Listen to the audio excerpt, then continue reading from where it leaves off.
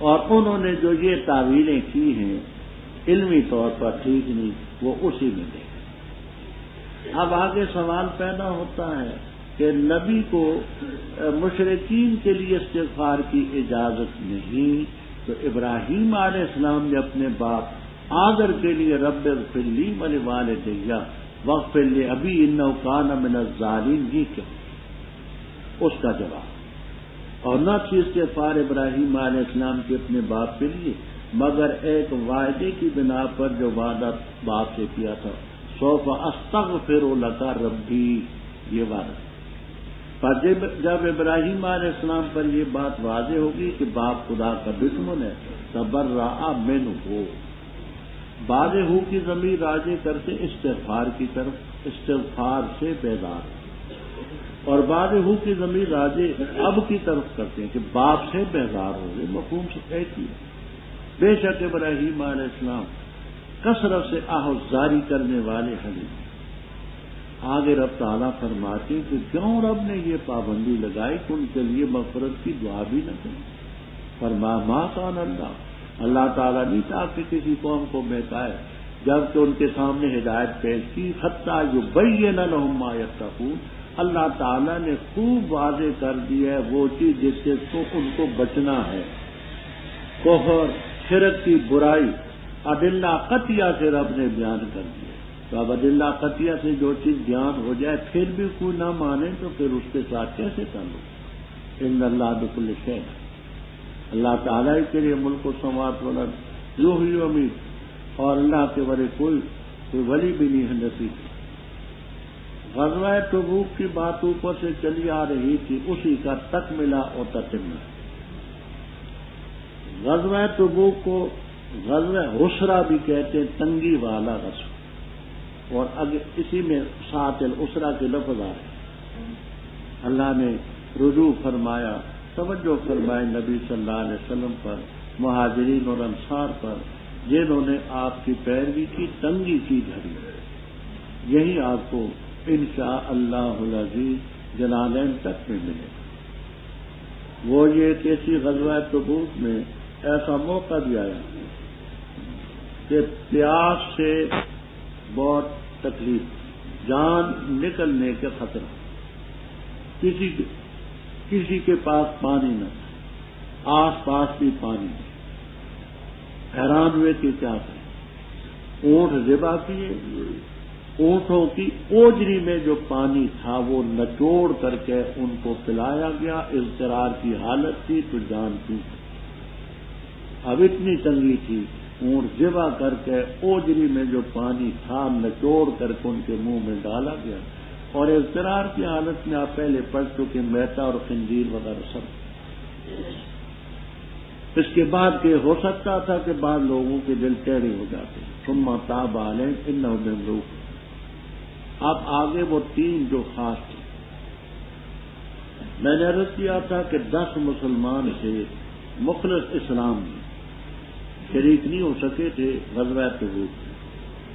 7 عام تھے، ان کی توبہ تو قبول. یہ 3 خاص، ان میں ایک کعب ابن مالک رضی اللہ تعالی، دوسرے ہلال ابن امیہ رضی اللہ تعالی، تیسرے مرارہ ابن ربیع رضی اللہ تعالی. ان میں 2 بدری اور کعب ابن مالک بدری نہیں لیکن عقبہ اولا میں بیعت کرنے والے اونچے طبقے کے ساتھ.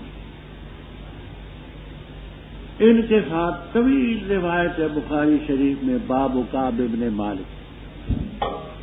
طویل روایت ہے باب کعب ابن مالک. ان تینوں نے غزوہ تبوک میں شرکت نہیں کی، لیکن تینوں نے بات سچی کی. اس سچی بات کا نتیجہ یہ ہوا کہ آپ نے ان کے ساتھ بائیکاٹ کیا. 50 دنوں کے بعد ان کی توبہ ہوئی. والا ثلاثت، ان تینوں پر بھی رجوع فرمایا. الذین خلفوا، جو پیچھے چھوڑے. ایک معنی خلفوا کا کہ ان کے نفس امارہ نے ان کو پیچھے کیا. اور یہ ہے کہ خلفو کا معنی بخاری میں یہ ہے ان کا معاملہ پیچھے چھوڑا گیا، جلدی توبہ قبول نہ ہوئی۔ خلفو کا معنی ان کا معاملہ آخرون مرجون لامر اللہ کے پیش نظر، اوروں کی تو وہ قبول ہوگی، ان کا معاملہ پیچھے چھوڑا، یہ بخاری میں بات ہے۔ حتیٰ کہ ان پر زمین تنگ ہوگی، باوجود کشادہ ہونے، جانے بھی تنگ ہوگی، یقین کر لیا کہ اللہ کے بغیر کوئی جائے پناہ نہیں، اللہ نے رجوع فرمایا تاکہ توبہ کریں، ان اللہ والتواب۔ اے لوگوں جو ایمان لائے، ڈرو اللہ تعالیٰ سے اور ہو جاؤ سچوں کے ساتھ۔ نہیں ہدایت صاحب مدینہ کے لیے اور ان کے لیے جو ان کے آس پاس ہیں دیہاتی، یہ کہ پیچھے رہتے ہیں حضرت صلی اللہ علیہ وسلم سے، اور نہ یہ کہ وہ یرغبوا بانفسہم، عزیز سمجھتے اپنی جانوں کو آپ کی جان سے، یہ اس لیے کہ بے شک وہ جو ہے ان کو نہیں پہنچے گی پیاس اور نہ کوئی نصب و مشقت اور نہ مخمصہ بھوک اللہ کے راستے میں، اور نہیں کچلیں گے وہ موت یا کسی جگہ کو کہ وہ کچلنا غیظ میں ڈالے کفار کو، اور نہیں چھینیں گے لیں گے دشمن سے کوئی چیز لینا، مگر ان کے لیے لکھا جائے گا اس کے بدلے میں عمل صالح۔ بے شک اللہ تعالیٰ نہیں ضائع کرتا اجر محسنین، اور نہیں خرچ کریں گے کوئی نفقہ صغیرہ ہو اور نہ کبیرہ، اور نہیں طے کریں گے کسی میدان کو مگر ان کے لیے لکھا جائے گا تاکہ اللہ تعالیٰ ان کو بدلہ دے۔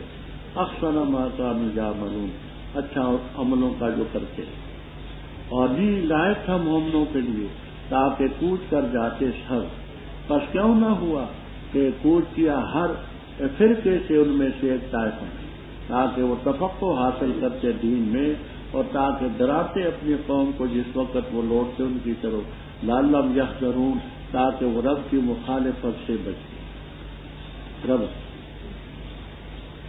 پہلے دونوں گروہوں کا ذکر ہوا، جو مخلصین تھے جنہوں نے آپ کا ساتھ نہیں لیا، اور جو منافقین تھے منافقت کی وجہ سے آپ کا تعاون نہیں کیا۔ اب آگے رب تعالیٰ فرماتے مومنو اللہ سے ڈرو، وکونوا اور ہو جاؤ صادقین کے ساتھ، صادقین کا ساتھ۔ غزوہ تبوک میں آپ گئے، صحابہ گئے، تمہارا فرض بھی تھا جانا، جفا۔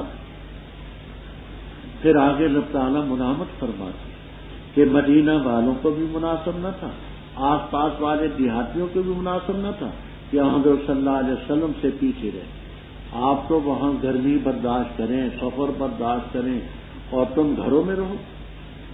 رغبہ کا صلہ جب با آئے یا فی آئے تو اس کے معنی عزیز سمجھ، شوق کرنا، نہ یہ کہ عزیز سمجھتے اپنی جانوں کو آپ کی جان۔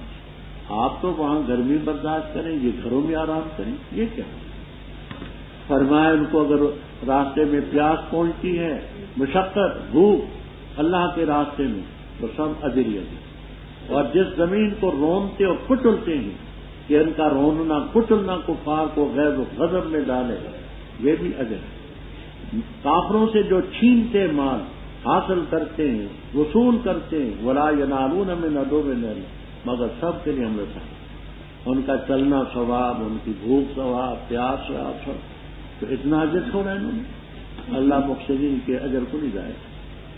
پھر اسی طرح جو خرچہ کریں گے وہ بھی ثواب، نہیں خرچ کریں گے کوئی تھوڑا خرچہ ہو بڑا ہو، نہیں طے کریں گے کسی میدان کو مگر ان کے لیے نہیں کھڑے۔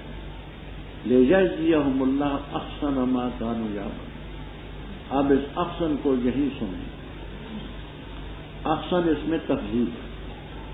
اس سے تو بظاہر یہ معلوم ہوتا ہے کہ تاکہ اللہ تعالیٰ ان کو بدلہ دے بہت اچھے کاموں کا جو کرتے رہے، تو اس سے پھر حسن فعل کا تو ثواب نہ ملا، احسن کا، کیوں احسن اس میں تفضیل ہے، تو حسن فعل جو ہے اس کا بدلہ تو نہ ملا۔ یہاں تین چیزیں تفسیروں میں آتی ہیں، روح المعانی، کبیر، البحر المحیط وغیرہ وغیرہ۔ ایک یہ کہ احسن صرف حسنہ کے معنی میں، اس میں تفضیل اپنے معنی میں نہیں، تو معنی اچھے عمل جو کرتے رہے ان کا بدلہ۔ دوسرا یہ احسن یہ عمل کے ساتھ اس کا تعلق نہیں، یہ ثواباً احسنا یا جزاءً احسنا، بات سمجھ لیجزیہم اللہ، تاکہ اللہ ان کو بدلہ دے جزاءً احسنا ما کانوا یعملون، جو عمل وہ کرتے تھے اس عمل سے بدلہ احسن۔ بعض نکالتے ہیں لیجزیہم اللہ ثواباً احسنا، تو احسن عمل کی صفت نہیں، احسن صفت کس کی ہے؟ جزا کی، ثواب کی۔ وہ جو ثواب رب کی طرف سے ملے گا، جزا رب کی طرف سے ملے گی، وہ ان کے عمل سے احسن ہو۔ تیسری بات یہ کہتے ہیں کہ یہاں ان کو ترغیب دی گئی ہے کہ میرے حسن کی طرف نہ جاؤ، احسن کی طرف جاؤ۔ ربط اوپر غزوہ تبوک میں شرکت نہ کرنے والوں کو رب تعالیٰ نے ملامت کیا، آگے پھر ایک ایسا موقع پیش آیا کہ آپ نے ایک لشکر بھیجنا چاہا، نام متعین نہیں کیے کہ فلاں فلاں ہے، فرمایا فلاں محاذ پر جانا ہے۔ اس میں یہ ہوا کہ چونکہ وہ غزوہ تبوک میں شرکت نہ کرنے والوں کو خوب کوسا گیا تھا، وہ سارے تقریباً چلے۔ آپ نے مسجد میں دیکھا تو کوئی بوڑھے ہیں، کچھ کمزور ہیں، کوئی۔ اللہ تعالیٰ نے اس پر بھی تنبیہ فرمائی کہ تم سارے جو چلے گئے ہو تو آپ پڑھائیں گے کن کو، دین کن کو سکھلائیں گے، دین آپ سے سیکھے گا کون؟ تو سب کو نہیں جانا چاہیے تھا، بلکہ بعض کو جانا چاہیے تھا، تاکہ بعض یہاں دین سیکھتے، جب وہ واپس آتے تو ان کو دین سکھاتے۔ فرمایا وما کان المؤمنون، مومنوں کو حق نہ تھا تاکہ کوچ کرتے سب کے سب، بس کیوں نہ ہوا کہ ہر خاندان سے ایک طائفہ۔ امام بخاری رحم اللہ تعالی وَإِن طَائِفَتَانِ مِنَ الْمُؤْمِنِينَ اقْتَتَلُوا کی تفسیر میں لکھتے ہیں کہ طائفہ رجل فما فوقها، ایک پر بھی بولا جاتا ہے طائفہ کا۔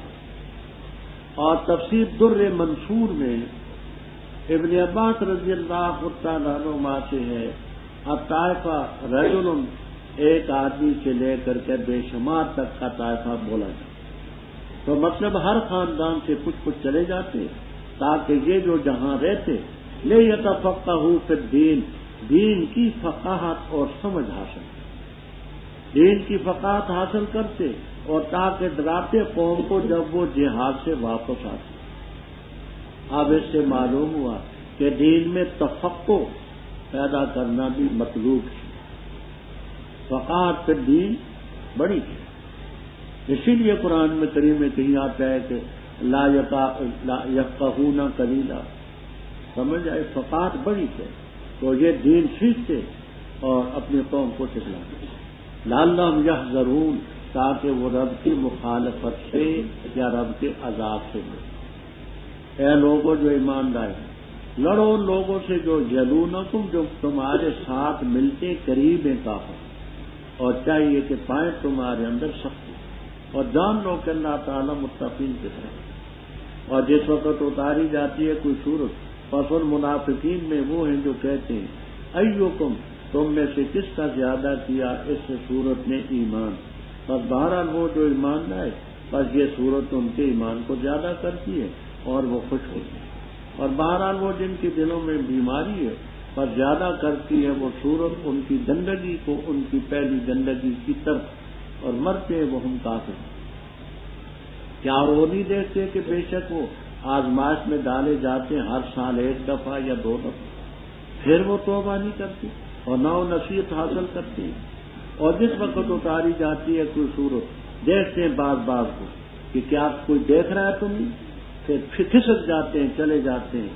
اللہ تعالیٰ نے پھیر دیے دل ان کے، اس لیے کہ وہ قوم لا یفقہون، فقاہت نہیں رکھتی، سمجھ سے مار۔ البتہ تحقیق سے آ چکا تمہارے پاس رسول تمہارے ہی نفوس سے، شاق ہے اس پر تمہارا مشقت میں پڑ جانا، حریص ہے تم پر مومنوں کے ساتھ شفقت کرنے والا مہربان۔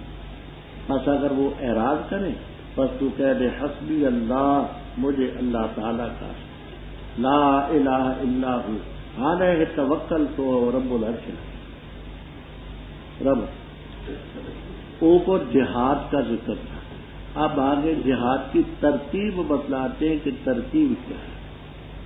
فرماتے ترتیب یہ ہے کہ پہلے جو قریب کافر ہیں نا ان کا صفایا کرو، جو تمہارے قریب ہیں ان کا صفایا کرو، ایسا نہ ہو کہ تم دور چلے جاؤ اور یہ قریب کے کفار تمہارے لیے کوئی الجھن پیدا کرے۔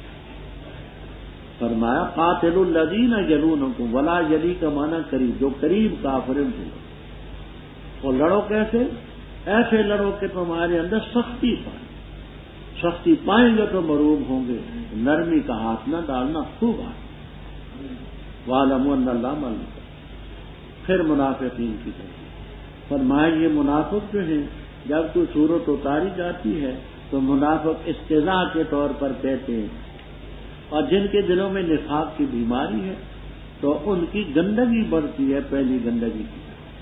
یاد ہوگا چھٹے پارے میں نے شیخ مصلح الدین سعدی شیرازی رحم اللہ تعالیٰ کا ایک شعر سنایا تھا گلستان کا، یاد ہوگا کیا تھا؟ ہاں بارہ کے در لطافت تبش خلاف نیس در باغ لالا روئے دو در شور بوم۔ کہ بارش جو ہوتی ہے تو اس کے قطرات تو ایک ہی طرح کے ہوتے ہیں، اچھی زمین پر برسے تو اچھی چیزیں پیدا ہوتی ہیں اور ردی زمین پر پیدا ہو تو ناکارہ چیزیں پیدا ہوتی ہیں۔ یہاں پنجابی میں بعض چیزیں پیدا ہوتی ہیں، لوگ ان کو کہتے ہیں پد پیڑے، بعض علاقوں میں جو کہتے ہیں کتے موتر۔ اب ہاں پد پیڑے، وہ بری بری چیزوں کو نام بھی برے برے، وہ رش و لیلا رش ہے اور مرتے ہیں وہ ان کا۔ فرمایا کیا یہ نہیں دیکھتے کہ ہر سال ان کو ایک دفعہ دو دفعہ فتنے میں ڈالا جاتا ہے، کبھی زلزلہ آتا ہے، کبھی سیلاب آتا ہے، کبھی کاشالی آتی ہے، کبھی کوئی بیماری آتی ہے، یہ جھنجھوڑنے کے لیے آتی ہے۔ یہ تکالیف اس لیے آتی ہے کہ انسان انسان ہے۔ مولانا روم رحمہ اللہ تعالی فرماتے ہیں کہ نفس ما کم تر از فرعون نے، نفس ما کم تر از فرعون نے لیک اورا ہون مارا ہون نے۔ یہ لفظ ہمارا بھی فرعون سے کم تو ہے نہیں ہے، فرق صرف اتنے کہ اس کی فوجیں تھیں، ہمارے پاس فوجیں نہیں، فوجیں ہوتی تو لفظ ہمارا ان سے بھی بڑا ہوتا۔ یہ تکالیف انسانوں کو انسان بنانے کے لیے آتی، پر میں کو کوئی نصیحت نہیں حاصل ہوتی نہ توبہ کرتی۔ جب کوئی صورت اترتی ہے تو یہ منافق ایک دوسرے کو دیکھتے کہ ہمیں کوئی دیکھ تو نہیں رہا تاکہ ہم جلدی سے کھسک جائیں۔ حل یراکم من احد، تو پھر کیا ہوتا ہے؟ کھسک جاتے، اور ان میں سکت نہیں ہوتی اس مجلس میں بیٹھنے۔ اللہ نے بھی ان کے دل پھیر دیے، جنم قوم اللہ۔ آگے رب تعالیٰ اپنے احسان بتلاتے ہیں، اے لوگو اللہ تعالیٰ نے بڑی شخصیت تم نے دی، بہت بڑی شخصیت۔ ہاں حضرت صلی اللہ علیہ وسلم جیسی نعمت مخلوقہ، قرآن پاک جیسی نعمت غیر مخلوقہ، یہ اللہ تعالیٰ نے ہمیں نعمتیں دی ہیں، ان کی قدر کرنی ہے۔ وہ ایک شاعر نے کہا ہے سب کچھ خدا سے مانگ لیا تجھ کو مانگ کر، سب کچھ خدا سے مانگ لیا تجھ کو مانگ کر، اٹھتے نہیں ہاتھ میرے اس دعا کے بعد۔ تو اللہ تعالیٰ نے وہ پیغمبر بھیجا، لقد جاءکم رسول من انفسکم عزیز علیہ، ان پر شاق گزرتی ہے، ما عنتم، صاحب کشاف کہتے ہیں کہ ما مصدری ہے، ہینا تو کم تمہارا مشقت میں پڑ جانا، یہ ان پر شاق ہے۔ وکیلا یہ تفصیل بھی آپ کو ملے گی کہ ما موصولہ ہے اور عائد الی الموصول محذوف ہے، ما عنتم فیہ، جس مشقت میں تم مبتلا ہوئے ہو وہ آپ کو سخت ناگوار گزرے۔ حریص علیکم، بڑے حریص، یعنی حریص پر ہیں کہ زیادہ سے زیادہ لوگ جنت میں جائیں، گناہوں سے بچیں، مومنین کے ساتھ شفقت کرنے والے مہربان۔ ایک ہوتی ہے اشتراک حقیقت، ایک ہوتی ہے اشتراک لفظی یا اسمی۔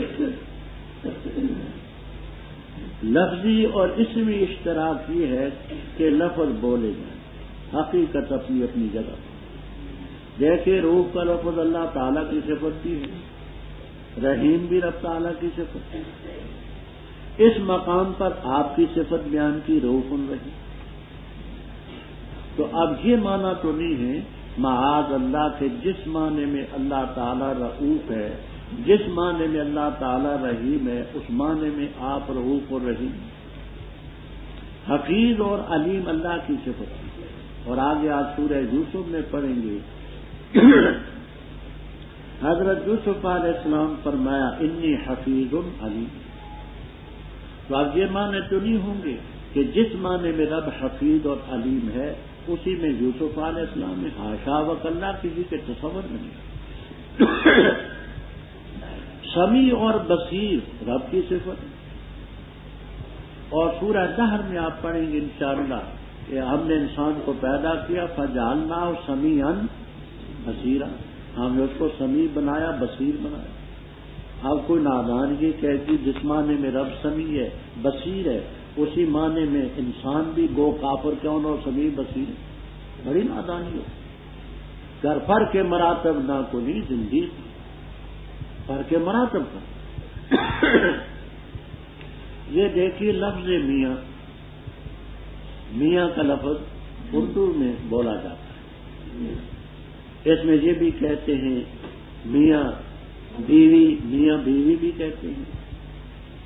اچھا، اور اس میں مسجد کے ملا کو بھی میاں جی کہتے ہیں، بوڑھوں کو بھی میاں جی کہتے ہیں، طوطے کو بھی میاں مٹھو کہتے ہیں۔ ہاں، تو کیا آپ سب کو ایک ہی معنی میں رکھیں گے کہ جس معنی میں میاں بیوی ہے یا میاں جی ہیں، سمجھ آئی؟ یا وہ بڑی عمر والے کو میاں جی کہتے ہیں، دادے نانے کو، اور طوطا بھی اسی معنی میں میاں مٹھو میں وہ میاں اسی معنی میں ہوگا۔ ایک لاٹھی کے سب کو ہانکنا نادانی۔ فرمایا اگر اعراض کریں تو کہہ دے حسبی اللہ لا الہ الا ہو علیہ توکلت وہو رب العرش العظیم۔ ابو داؤد شریف میں روایت کہ جو شخص یہ دعا پڑھے گا 7 ahnaf.com، جہاں آپ سن سکتے ہیں مستند علماء کرام کے علمی بیانات۔ طلب ہے اگر دیدار بھی اپنی خودی مٹا کے ملی، جس قوم میں جوا پھیلا